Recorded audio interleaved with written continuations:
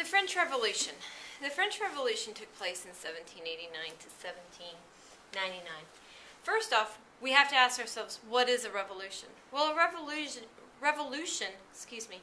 is a great change over a short period of time. With the French Revolution, it's a great change in France over a short period of time. Basically, what was happening here at this time is we were seeing a shift between the monarchies and new government. Okay? There are several causes for it. The first was the estates. Now, the estates were set up just like we did, the feudal system was set up, with the serfs, the peasants, the lords, the vassals, and the king.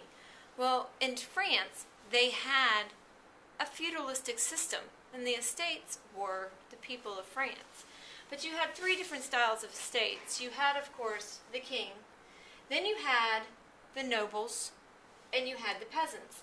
Now, with the king, he had absolute rule, and who we are talking about at this point in time is King Louis, or King Louis XIV, and his wife Marie Antoinette. King Louis XVI, and his wife Marie Antoinette. Louis XIV was his grandfather. Louis XVI was the king at the time of the French Revolution. Now, with the estates, it was a French class system before the Revolution. Again, it was a feudalistic system. So you had king who had absolute rule, and then you had the nobles who had control. They controlled the peasant class. They did not have to serve in the military. They did not have to pay taxes, and they were given many luxuries by the king. And then, of course, you had the peasants. And with the peasants, 90% of the population had to pay, which made up the peasants, had to pay taxes, had to rent or use the land from the nobles. They couldn't own their own land. And they had to serve in the military. All of this together was basically a combination of setting into motion the revolution. Can anybody tell me why? Maybe because the peasants were paying all of the stuff. They were doing all the work for the country, and the nobles and the king were taking in all the luxuries and not giving back to the country. That's just the first reason. Second cause was France was bankrupt. Why?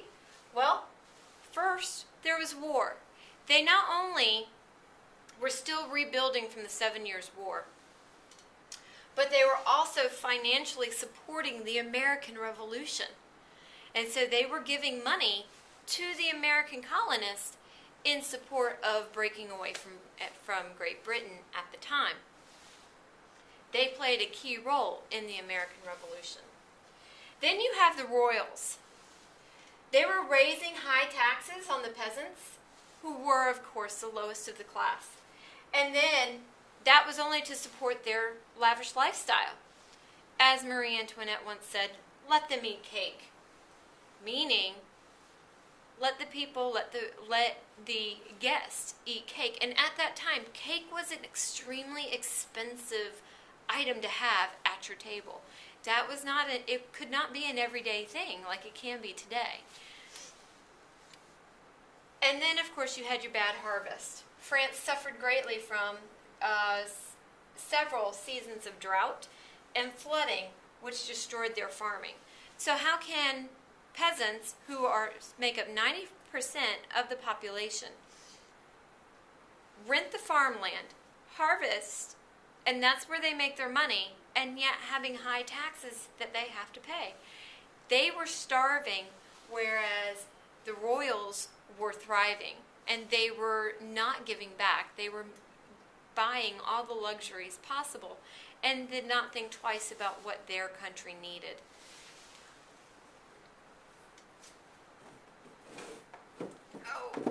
And then the third reason is, of course, the Age of Enlightenment. Now, when we talked about the scientific revolution, And we briefly went over the Age of Enlightenment, but if you recall, we talked about how the Age of Enlightenment was a discovery of new social aspects and new political aspects, and really breaking away from the feudalistic system. With this, the Age of Enlightenment was new ideas and social structures. The feudalistic system was basically on your way out the door, and the Age of Enlightenment was bringing in new policies and new styles of government. Hence, again, back to the American Revolution, we talked about how our government was formed because of the Age of Enlightenment. The French Revolution afterwards also formed a new government through the Age of Enlightenment. So all of these new ideas, the bankruptcy, the rebellion against the peasants, or against the royals by the peasants, led to this explosive situation in the French Revolution, or what we call the French Revolution. Soon, we will begin to look at the actual events that took place for the French Revolution. Right now, we are just discussing the causes.